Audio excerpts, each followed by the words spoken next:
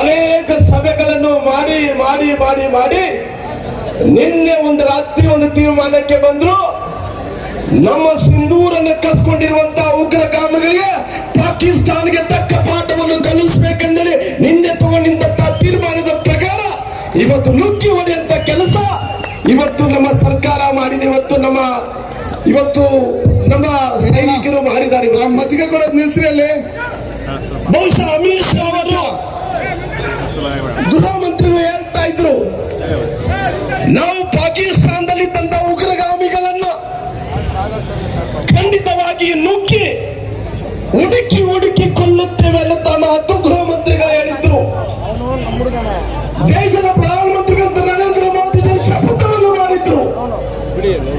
ನಮ್ಮ 27 ಮಂದಿ ಮಹಿಳೆಯರನ್ನ ಏನು ನಮ್ಮ ಸಿಂಧೂರವನ್ನು ಕಸ್ಕೊಂಡಿದಾರ ಆ ಪ್ರತಿ ಉತ್ತರವನ್ನು ಕೊಡ್ತೀವಿ, ಅವರನ್ನು ಸೆತೆ ಬಡಿತೀವಿ, ಅವರು ಖಂಡಿತವಾಗಿ ಭೂಮಿ ಮೇಲೆ ಇರಲಾಡುತ್ತ ಮಾಡ್ತೀವಿ ಅಂತ ಹೇಳಿ ಶಪಥವನ್ನು ಕೊಟ್ಟಿದ್ರು ಪ್ರಧಾನಮಂತ್ರಿಗಳು.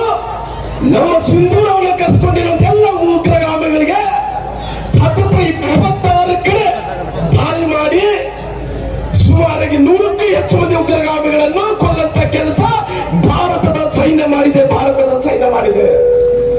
ಅದಕ್ಕೋಸ್ಕರವಾಗಿ ತಮ್ಮೆಲ್ಲರಿಗೂ ನಾನು ವಿನಂತಿ ಮಾಡ್ತಾ ಇದ್ದೀನಿ, ಭಾರತದಲ್ಲಿ ಬಂದಂತ ಟೈಮಲ್ಲಿ ಉಗ್ರಗಾಮಿಗಳು ಯಾರನ್ನ ಕೇಳಿದ್ರ, ನೀನು ಯಾವ ಜಾತಿ, ನಿನ್ನ ಲಿಂಗಾಯತ, ನಿನ್ನ ಬ್ಯಾಡ್ರ, ನಿನ್ನ ಹರಿಜನ್ರ, ನಿನ್ನ ಗಿರಿಜನ್ರ, ಗೌಡ ಅಂತ ಕೇಳಿದ್ರ, ಕೇಳಿದ್ದು ಒಂದೇ ಒಂದು ನಿನ್ನ ಹಿಂದೂ ಮುಸಲ್ಮಾನ ಅಂತ ಕೇಳಿದ್ರು. ಒಂದು ಹಿಂದೂ ಮುಸಲ್ಮಾನ ಅಂತ ಕೇಳಿದ್ರು. ಹಿಂದೂ ಅಂದ್ರೆ ಕೊಲ್ಲಿದ್ರು, ಮುಸಲ್ಮಾನ ಅಂದ್ರೆ ಬಿಟ್ಟುಕೊಟ್ಟು, ಹಿಂದೂ ಅಂದ್ರೆ ಕಲಾಮೋದ್ರಿ ಅಂತ ಹೇಳಿದ್ರು. ಕಲಾಮೋದ್ರಕ್ಕೆ ಬರ್ಲಕ್ಕಾಗಲ್ಲ ಅಂದ್ರೆ ಅವನು ಕೊಲ್ಲಕ್ಕಂತ ಕೆಲಸ ಮಾಡಿದ್ರು.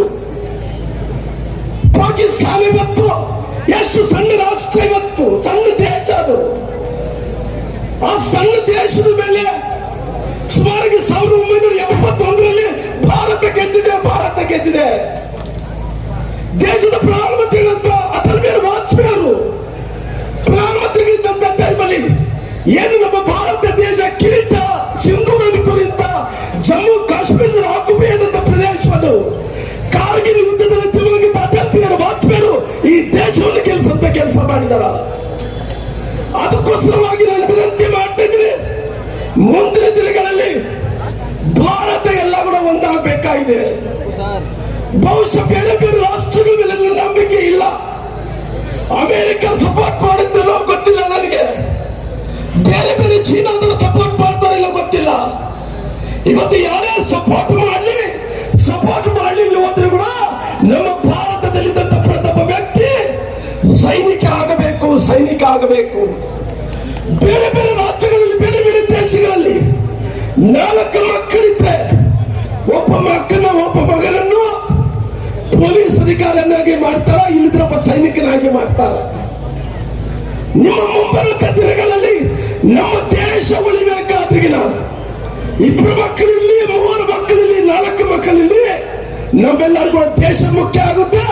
ನಿಮ್ಮ ಮಕ್ಕಳು ಎಷ್ಟೇ ಮಂದಿ ಆದ್ರೆ ಒಬ್ಬರನ್ನ ಪೊಲೀಸ್ ಮಾಡ್ರಿ, ಇಲ್ಲಿದ್ರೆ ಒಬ್ಬರನ್ನ ಸೈನಿಕನಾಗಿ ಮಾಡ್ರಿ ಅಂತ ವಿನಂತಿ ಮಾಡ್ಕೊಳ್ತೀನಿ. ಮಾಡ್ರಿ, ದೇಶ ಉಳಿದ್ರೆ ನಾವು ಉಳಿತೀವಿ.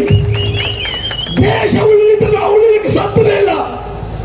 ದೇಶವನ್ನು ಉಳಿಸುವ ಸಲುವಾಗಿ ದೇಶದ ಸೈನ್ಯ, ಪ್ರಧಾನಮಂತ್ರಿಗಳು, ಗೃಹ ಮಂತ್ರಿಗಳು, ರಕ್ಷಣಾ ಮಂತ್ರಿಗಳು ಎಲ್ಲರೂ ಕೂಡ ಕೆಲಸ ಮಾಡ್ತಾ ಇದಾರ. ಅದಕ್ಕೋಸ್ಕರವಾಗಿ ಮುಂಬರುವಂತ ದಿನಗಳಲ್ಲಿ ಇವತ್ತು ನಮ್ಮ ಕರ್ನಾಟಕದಲ್ಲಿ ಕೂಡ ಇಲ್ಲಿ ಕೂಡ ಸೈನ್ಯ ಆಗಬಹುದು ಅನ್ನಂತ ಸೂಕ್ಷ್ಮತೆಯನ್ನು ನಮಗೆ ಕೊಟ್ಟಾರ.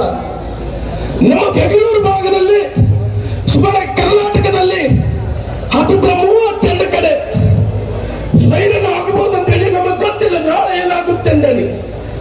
ನಿನ್ನೆ ರಾತ್ರಿ ನಮ್ಮ ಸೈನ್ಯ ಪಡೆಯಲ್ಲ ನುಗ್ಗಿ ಪಾಕಿಸ್ತಾನದಲ್ಲಿ ಸುಮಾರಾಗಿ 26 ಕಡೆ ದಾಳಿ ಮಾಡಿ ಸುಮಾರಾಗಿ 100ಕ್ಕೂ ಹೆಚ್ಚು ಮಂದಿ ಉಗ್ರನ್ನ ಕೊಲ್ಲಾರ. ಅವರು ದುಶ್ಮನಿದಾರ, ಅವರು ಶತ್ರುಗಳಿದಾರ, ಅವರು ಯಾವ ಟೈಮಲ್ಲಿ ಏನ್ ಬೇಕಾದ್ರೂ ಮಾಡಬಹುದು. ಅದಕ್ಕೋಸ್ಕರವಾಗಿ ತಾವು ತಯಾರಾಗಿರ್ಬೇಕು, ಹೇಳ್ತಾ ಇದ್ದು ತಯಾರಾಗಿರ್ಬೇಕು. ಅಕಸ್ಮಿತವಾಗಿ ಕೋಲಾರ ಜಿಲ್ಲೆಯಲ್ಲೂ ಕೂಡ ಏನೆಲ್ಲ ಪಾಕಿಸ್ತಾನದಿಂದ ದಾಳಿ ಆದ್ರೆ, ನಮ್ಮ ಕರ್ನಾಟಕದಲ್ಲಿ 30 ಜಿಲ್ಲೆಗಳಲ್ಲಿ ದಾಳಿ ಆದ್ರೂ ಕೂಡ ನೀವೆಲ್ಲರೂ ಕೂಡ ಸಿದ್ಧರಾಗಬೇಕು.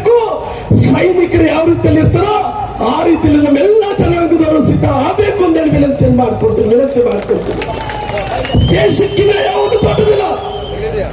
ಇವತ್ತು ವ್ಯಕ್ತಿ ಮುಖ್ಯ ಅಲ್ಲ, ಪಕ್ಷ ಮುಖ್ಯ ಅಲ್ಲ, ನಮ್ಮೆಲ್ಲರಿಗೆ ಮುಖ್ಯ ದೇಶ ದೇಶ ದೇಶ ಅನ್ನೋದು ಅರ್ಥ ಮಾಡ್ಕೋಬೇಕು. ದೇಶ ಉಳಿದ್ರೆ ನಾವೆಲ್ಲರಿಗೂ ಉಳಿತೀವಿ.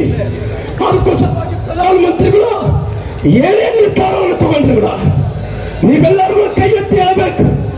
ಪ್ರಧಾನಮಂತ್ರಿಗಳು ಏನೇನು ನಿರ್ಧಾರ ತಗೊಂಡ್ರು ಕೂಡ ಪ್ರಧಾನಮಂತ್ರಿಗಳ ಜೊತೆಲಿ ನಾವು ನಿಲ್ತಿರೋದು ಎಲ್ಲರಿಗೂ ಕೈ ಎತ್ತಲ್ರಿ. ಬೋಲೋ ಭಾರತ್ ಮಾತಾ ಕಿ, ಬೋಲೋ ಭಾರತ್ ಮಾತಾ ಕಿ. ನರೇಂದ್ರ ಮೋದಿಜಿ ಅವರಿಗೆ, ನರೇಂದ್ರ ಮೋದಿಜಿ ಅವರಿಗೆ, ನಮ್ಮ ವಿಜಯೇಂದ್ರ ಅವರಿಗೆ ಧನ್ಯವಾದ.